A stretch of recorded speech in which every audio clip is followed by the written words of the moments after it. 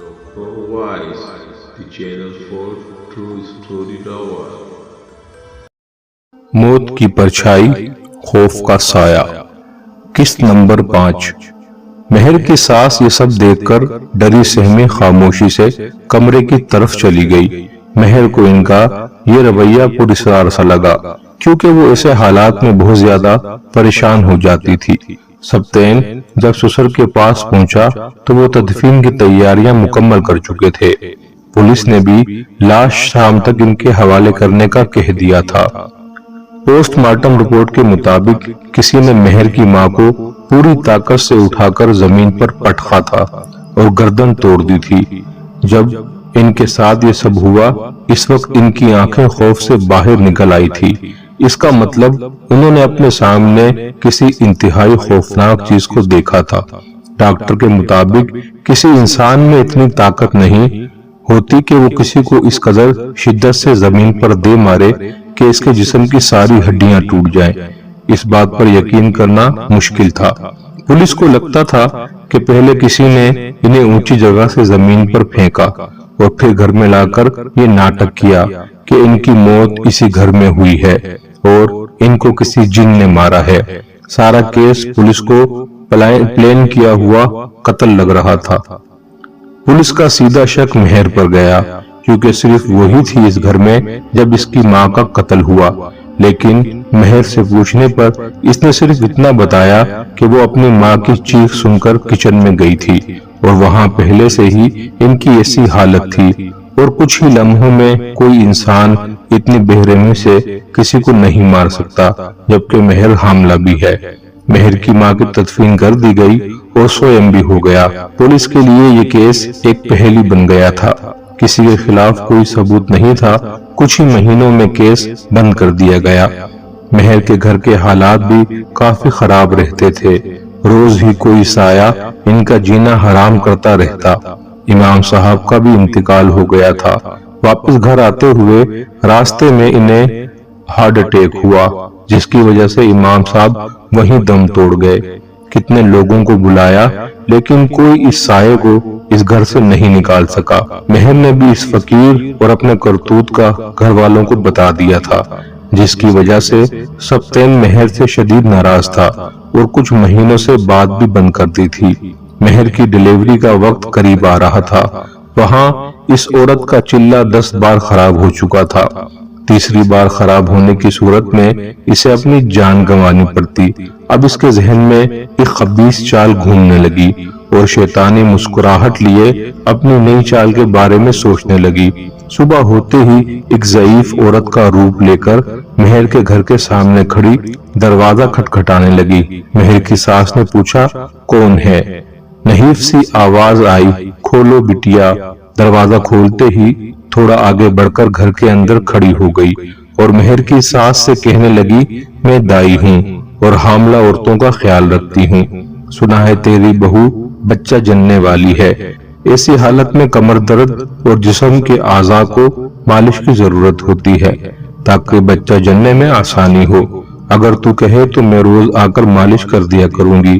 پہلا بچہ ہے تیرا، جو دل چاہے دے دینا، میں پیسے نہیں لیتی۔ پہلے تو مہر کی ساس کسی اجنبی عورت کو اس طرح گھر میں بلانے سے ہچکچا رہی تھی، لیکن اس نے بتایا کہ محلے میں کتنی ہی حاملہ عورتوں کی مالش کر چکی ہوں، چاہو تو پوچھ لینا۔ یہ کہنے پر مہر کی ساس اسے اندر لے گئی اور کمرے میں بٹھا دیا۔ یہیں بیٹھے، میں مہر کو لے کر آتی ہوں۔ اتنا کہہ کر وہ مہر کو لینے چلی گئی اور سوچنے لگی، آج شام محلے کی عورتوں سے اس کے بارے میں پوچھوں گی۔ تھوڑی دیر بعد مہر کو ساتھ لیے اس کمرے میں آ گئی۔ مہر کو دیکھتے ہی اس کی آنکھوں میں عجیب سی کشش دکھائی دی، جسے مہر کی سانس بھانپ گئی، لیکن اپنا وہم سمجھ کر نظر انداز کر دیا۔ اس نے زمین پر چٹائی بچھائی اور مہر کو اس پہ لٹا دیا اور اپنی پوٹلی سے ایک تعویذ نکالا، جس پر شیطان کا نام ہجوں میں لکھا ہوا تھا۔ مہر کی ساس کو کچھ سمجھ نہیں آیا کیا لکھا ہے، لیکن پوچھنے پر وہ عورت کہنے لگی کہ نظر بد کا تعویذ ہے۔ اس حالت میں گندی نظریں جلدی لگتی ہیں۔ وہ तावीज मेहर के गले में डालकर इसे ना उतारने की हिदायत देती, अपनी पोटली से तेल निकालकर मेहर को करवट लेटने का कहते हुए कमर की मालिश करने लगी। मेहर को सुकून मिलने लगा और वो गहरी नींद सो गई। मेहर की सास को इसने कहा कि एक थाल में थोड़ी लकड़ियां जला कर लाओ, मुझे धूनी देनी है। वो लकड़ियां जलाने किचन में चली गई। नजर बचते ही इसने फौरन इसको सीधा किया और पेट से कपड़ा हटाकर उंगली से एक जायचा खींचा और हल्की आवाज में पेट पकड़कर मंत्र पढ़ने लगी। अचानक मेहर की आंख पेट में होते शदीद दर्द से खुल गई। वो पेट पकड़कर तड़पने लगी कि मेहर की सास कमरे में पहुंच गई। मेहर की ऐसी हालत देखकर परेशान हो गई, लेकिन थोड़ी देर के बाद दर्द अचानक खुद ही गायब हो गया। दाई कहने लगी, अरे कुछ नहीं हुआ बिटिया, ऐसे में दर्द हो जाता है। और ये कहते हुए कल आने का कहकर चली गई। असल में इसने मेहर और इसके बच्चे पर काबू करने का मंत्र पढ़ा था। अब वो जब चाहे मेहर को अपने काबू में करके काम निकलवा सकती थी।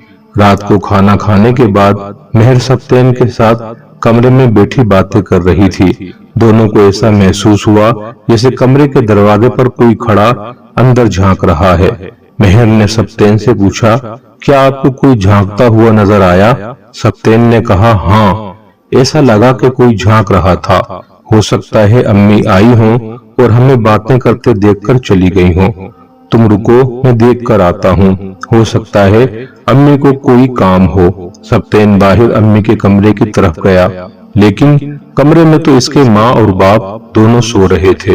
वो थोड़ा सा परेशान हुआ कि अगर अम्मी सो रही हैं, तो कमरे में झांक कौन रहा था। इसे लगा घर में कहीं चोर ना घुस गया हो।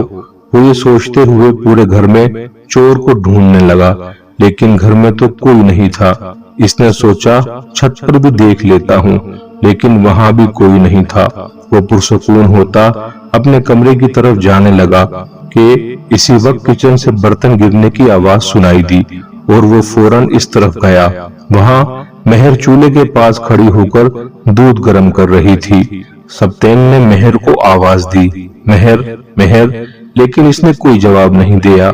सप्तेन मेहर के पास गया और देखा दूध उबल रहा है, लेकिन मेहर बिल्कुल ही पुतले की तरह खड़ी है। इसने जल्दी से चूल्हा बंद किया और मेहर से कहने लगा, क्या हो गया है तुम्हें? अभी तो दूध पिया था, फिर दूध गर्म क्यों कर रही हो? देखो कितना सारा दूध उबल गया। ध्यान कहाँ है तुम्हारा? लेकिन मेहर ने कोई जवाब न दिया, बस पुतले की तरह खड़ी रही। अचानक कमरे से मेहर ने तेज आवाज में कहा, सप्तेन कहाँ रह गए? जल्दी आओ कमरे में, मुझे सोना है। सप्तेन ने हैरत से कमरे की तरफ देखा जहां से अभी मेहर की आवाज आई थी। फिर जैसे ही इसने सामने देखा, वहां कोई नहीं था। मेहर गायब हो चुकी थी। खौफ से सप्तेन के पसीने छूट गए और वो भागता हुआ कमरे में गया और जल्दी से कुंडी लगा दी। मेहर ने जब इसकी ऐसी हालत देखी तो परेशानी से पूछने लगी, क्या हुआ? इतना घबराए हुए क्यों हो? और अम्मी क्या कह रही थी? सप्तेन की डर से आवाज ही नहीं निकल रही थी। मेहर के बार बार पूछने पर बस इतना कहा कि इस घर में तुम्हारे जैसी एक औरत है, और बेहोश हो गया। खौफ और दहशत में लिपटी ये कहानी अभी जारी है।